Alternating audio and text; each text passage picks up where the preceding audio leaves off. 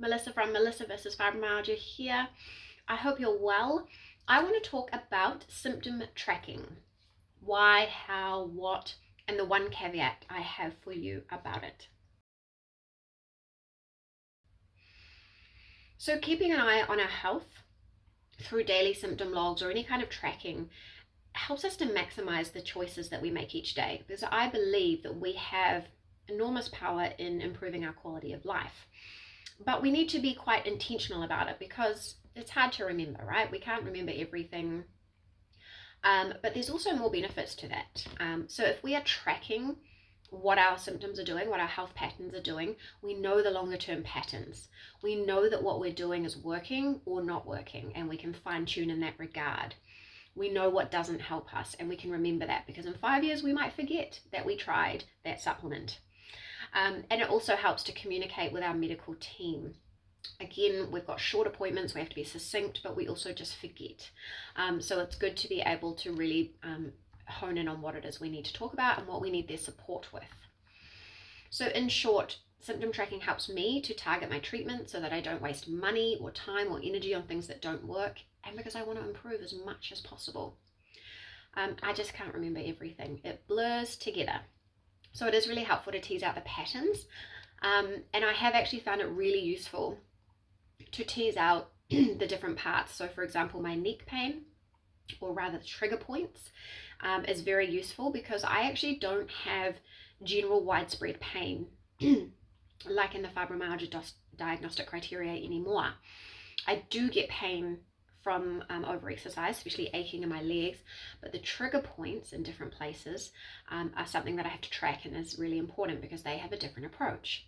Headaches, the fatigue, brain fog, all of that kind of thing, teasing them out separately is really, really useful, and it just helps us target them. Because if I sat there continuing to think, oh, fibromyalgia is widespread pain, we don't have any physical cause for it, so you can't really do anything, you have to grin and bear it, maybe try some lifestyle stuff and try this medicine, which is absolute bollocks. There is a physical reason for a lot of the fascial pain, and there are a lot of things to do for it. So you start tracking it, start figuring out where it is, start figuring out what helps it, and you'll get a lot further. So I don't have any kind of specialist. I do have a GP, but they're not really tracking the wider picture. I'm in charge of the wider picture. And I think that's why I see how important it is to track symptoms.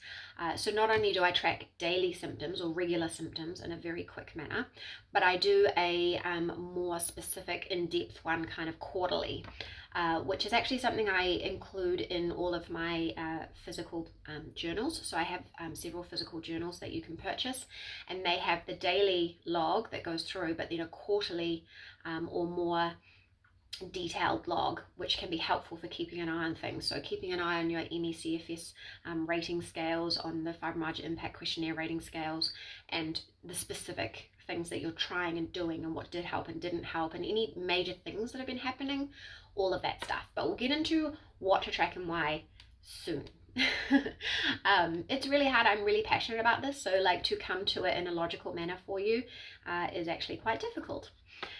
So I track experiments like diets or supplements or medicines or whatever, because you want to make sure what you're doing is tracking you upwards and helping. You don't want to be taking a ton of medicines or supplements and not knowing for sure that they work.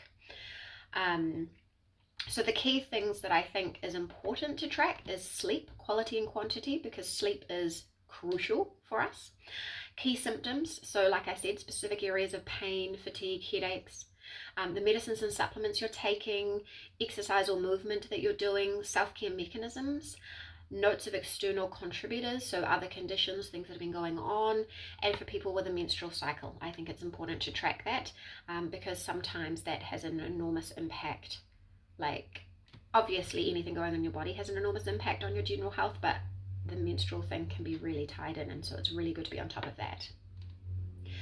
Because I believe that self-efficacy is vital in managing these pervasive symptoms. I believe we're our own best advocate, and I believe that this will help us, like it will help us feel more confident when we're seeking help from health professionals. It's harder to be gaslighted when we know for sure what we're talking about. So ways to track: you can write notes in a journal, you can just have a random piece of paper and maybe write your own little template for it. That's how I started. You can make a bullet journal, you could print a template. So I have several templates in my Etsy store. I mean, I literally just designed that after playing for years with my own in a journal. You could try an app. I don't love apps, I've never really gelled with them, but you can definitely try apps, and you can use specially designed journals. Like I said, I have physical ones. Bullet journals are kind of cool. I don't like the fuss of having to set them up, but some people really enjoy that, so that could be something to consider. And I have several different options and ideas, so you can check that out. I'll put the link below just so you can see. But what and how we track will change depending on like where we are in our journey. Are we actively experimenting, or are we actively trying to kind of relax at the time? But however you do it, I really encourage you to just track those key things, just to keep on top of it. But the one caveat I have for you is limit how long you spend on it. So we need to know these things, we need to know this information, but try to make it simple and easy. Like all of my trackers, I make it simple and easy because I don't want to spend all day thinking about my pain and fatigue. So I make it so that it's jot, jot, jot, done. We just don't want to spend all day thinking about it. I mean, we do need to think about it, and we do need to track our patterns. Like that's really important. And we need to take control and lead the way. And of course that requires consideration. But I would suggest trying to make it a blip each day, just so that we're not trying to constantly go in our brain and think too deeply about it. I don't believe that ignoring it and pretending it's not there is the way to go, obviously. But yeah, I just recommend keeping a good routine with it, keeping it, you have your couple of minutes there, couple of minutes there. Make sure you have, and this is one thing I have to help me not spend too much time thinking about it, is I have my plans all written out. I have my pain management plans, my symptom management plans, pain, fatigue, the different types of pain. I have it all written out, and I also have my rules. I have an if this then that rule. So if this pain is heading to this level, I will do that. If this then that.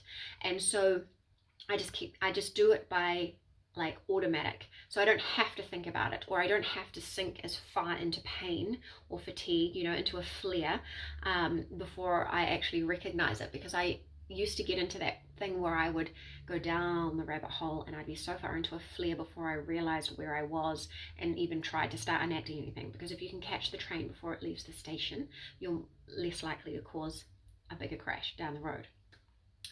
So keep it automated.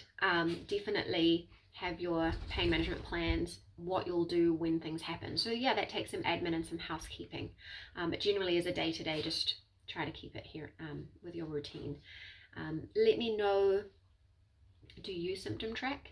Have you found a way that works for you? Has it really helped you in the way that I have been saying? Let's have a conversation about it below, and I'll catch you again soon.